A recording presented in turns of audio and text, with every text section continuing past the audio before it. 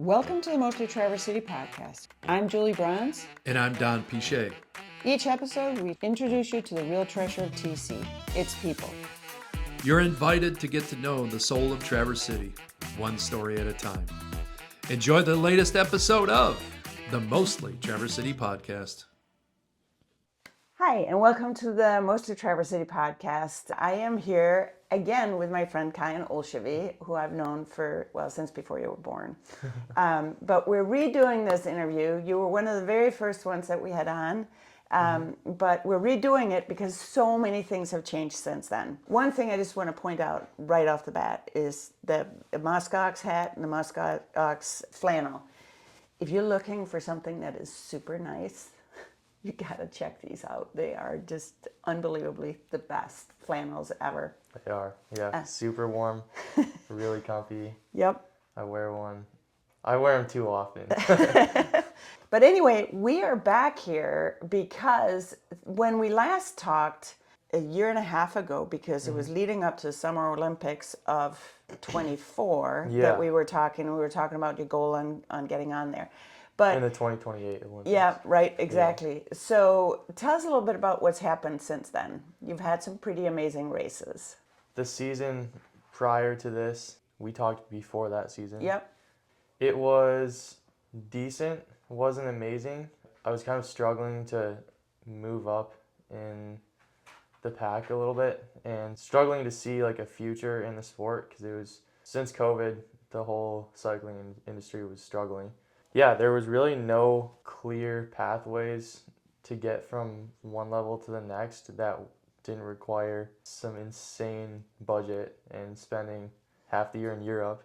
Yep. And so I decided Which wouldn't be bad. It wouldn't be bad, but it is, yeah, it's a lot of money. And at the end of the day, like, just a lot of travel and stress. And, like, I feel like I train better at home. Spending so much time in other areas where I have to, like, constantly figure out the places to ride and learn is like not the best way to get consistent training in. So I decided to jump in a few of the Life Time Grand Prix races, which is like the premier off-road series in the United States. So explain for those of us that might not know all about mountain biking, because that's really what you do, right? Mm-hmm. So off-road series. Yeah. So it's a mix between gravel racing, which is like, as it sounds, racing on gravel roads, mountain bike racing, which ranges from a race like the ICEMAN in Traverse City to like a extreme end of things in like Arkansas, where they have like rocks at, it's called Little Sugar,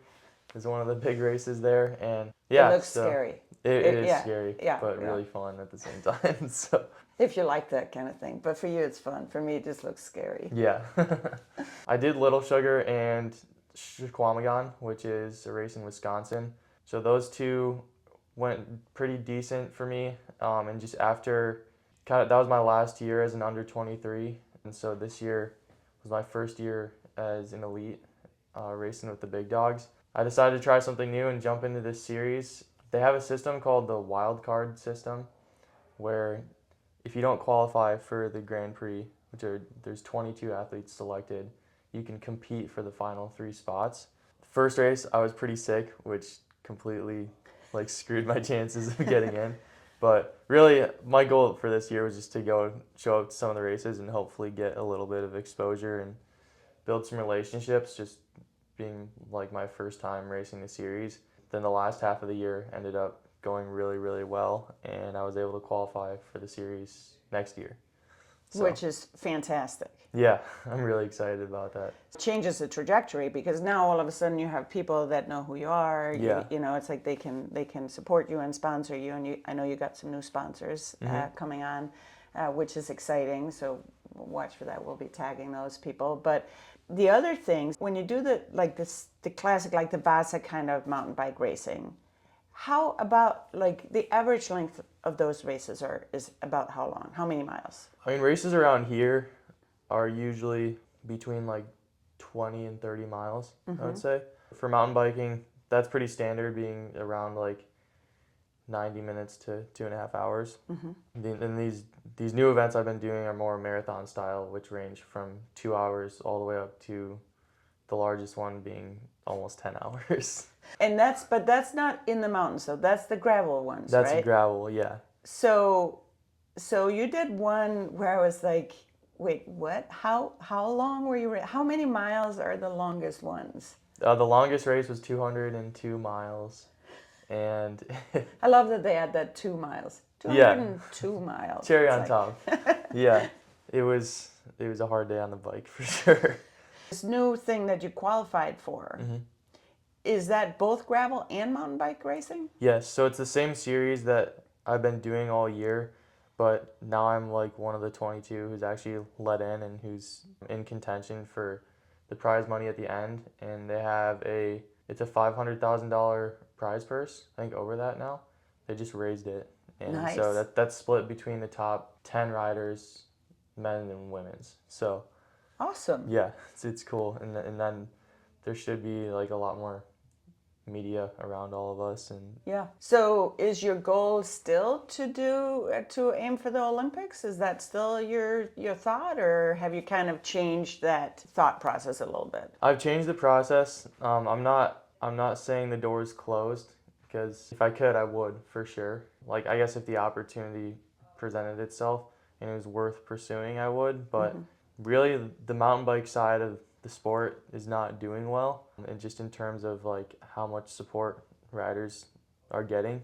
In the Lifetime Grand Prix series, like a lot of these guys are actually making a living off of riding their bikes, whereas like in the mountain biking side of things, like the pathway to the Olympics, really only the top percentage of guys are making money and like making a living in it.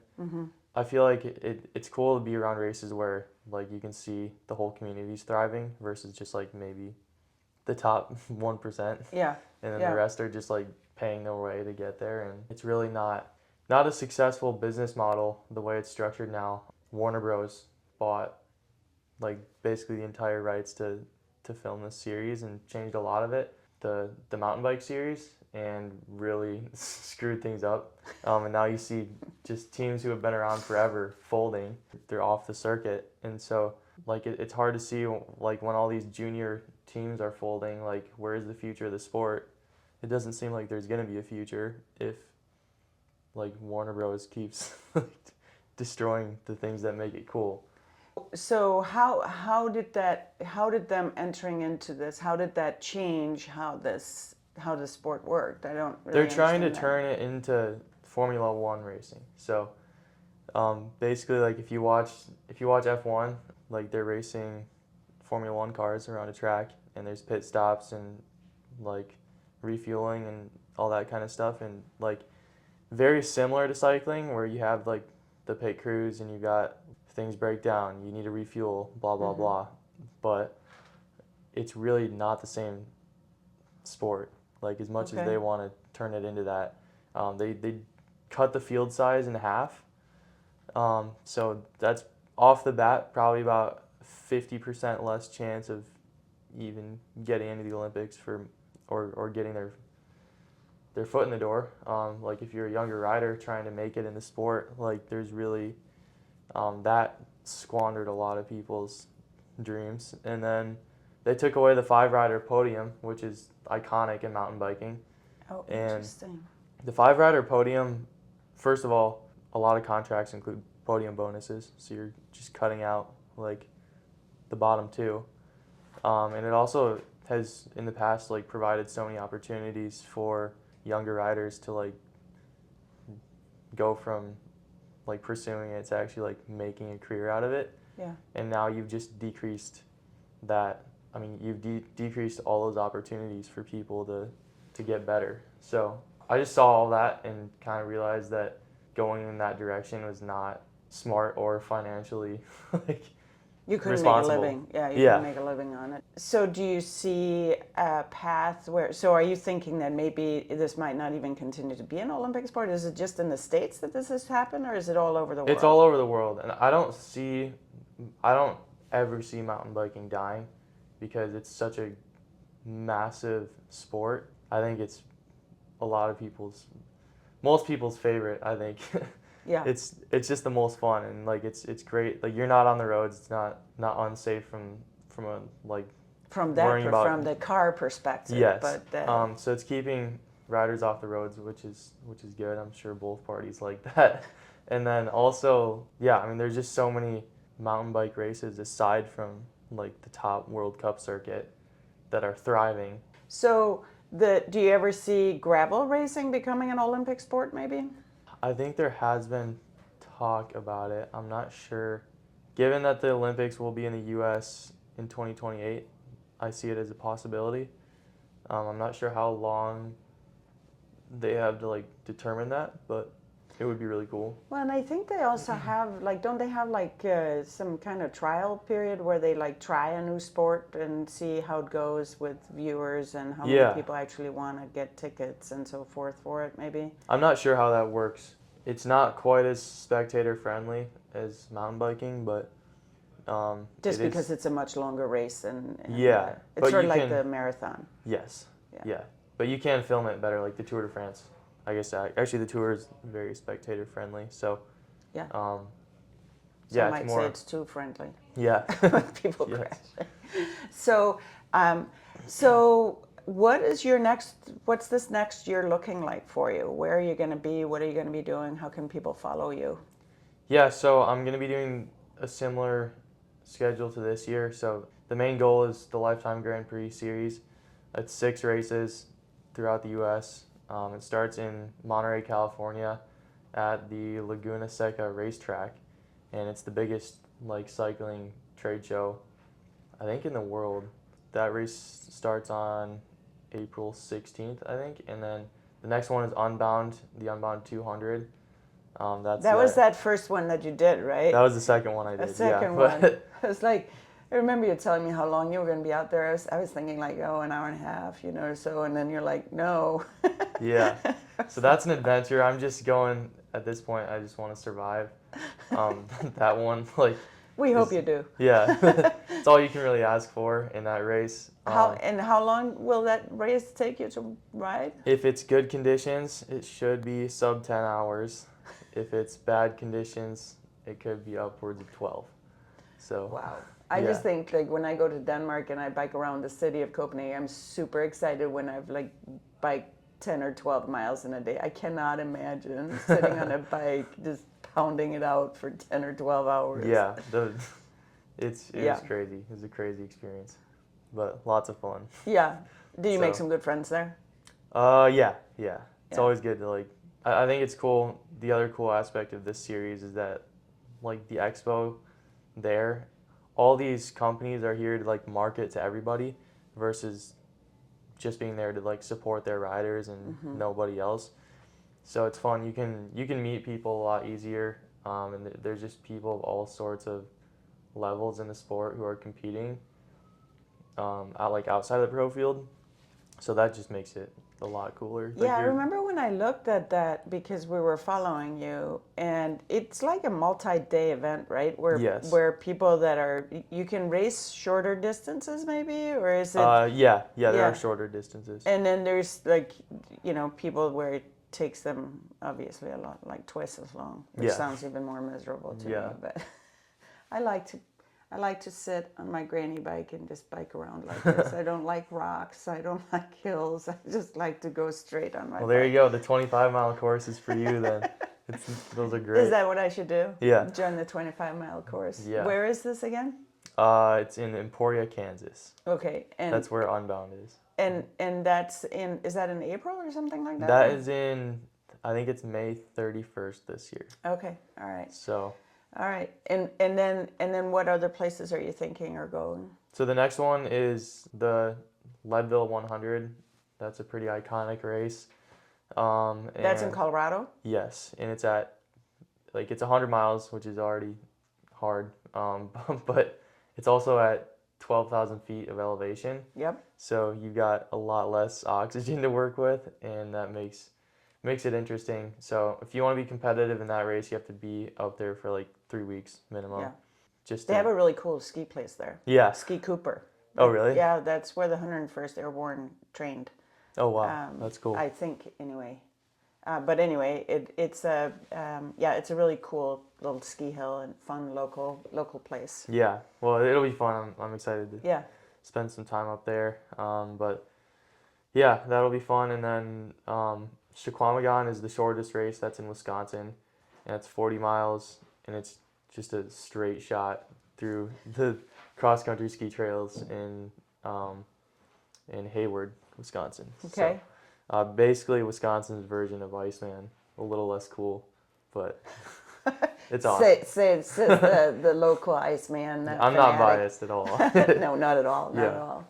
We'd be disappointed if you said anything differently, those of us from here. The people over there are probably disappointed that you said that. They probably are, yeah. yeah. I still love Chequamegon.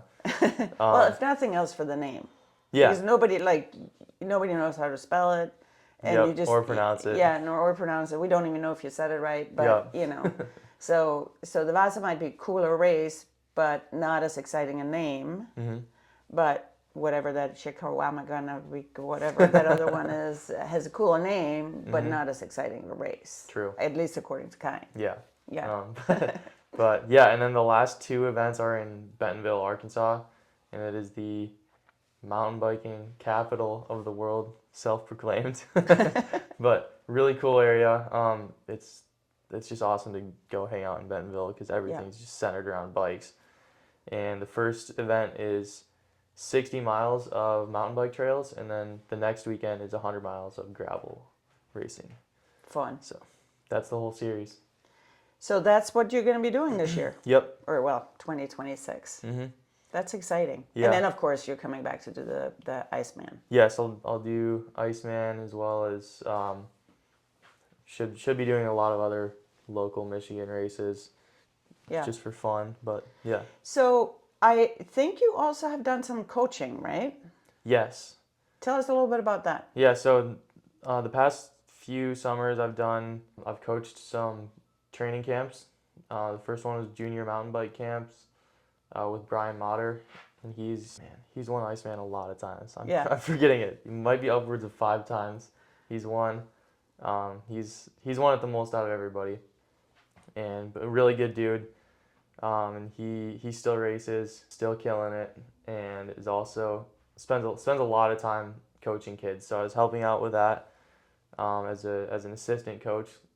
The past I've done it 2 years, and then this year I did a new camp in for a NICA team in Minnesota called Elk River Composite, and that was super fun. And then now I'm also starting an online coaching business. So very exciting. Yeah. So like just you, where you are helping people. Yeah, it's Mike McCall and I are both starting it. So it was kind of his idea, and invited me to be a part of it, which I'm really That's thankful exciting. for. Yeah, and so he's just super knowledgeable on all the science behind like why we do everything, and I have some experience in like the professional racing side of things, so we're gonna be a good team, and yeah, so we have open spots for coaching currently. Sweet. What would you say is your secret to doing well?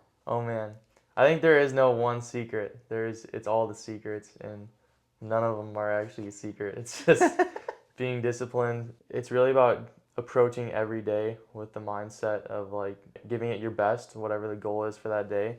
Whether it's like going on an easy ride and making sure you're recovered for the week of training, or if it's like a super hard day where you're going out and just destroying yourself on the bike and then going to the gym, and then approaching everything off the bike with the same mentality. So like coming to the chiropractor, taking all your supplements, eating a really good balanced diet, and getting sleep surrounding. So all the things it takes to live well, but yes. But I think also one of the things that I love about your approach is even when things don't go as you had planned or hoped for with a race, you always come out of it with a positive attitude and saying, okay, these are the things that I learned from this race. And if things go really well, it's the same thing. You approach it with a humbleness and like in a way of looking and saying, okay, well, this is why things went well, and this is what happened. And then you're always cheering on. I love that. You always cheer on the other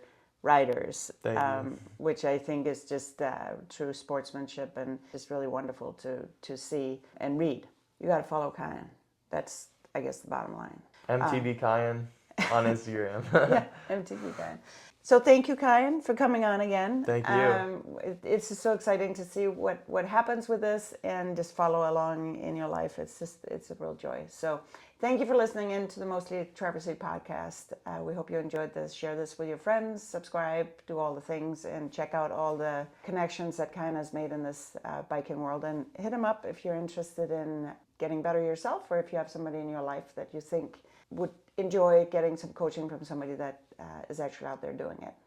Thanks for tuning in to the Mostly Traverse City podcast. Until next time, stay curious, stay connected, and keep living your own kind of magic.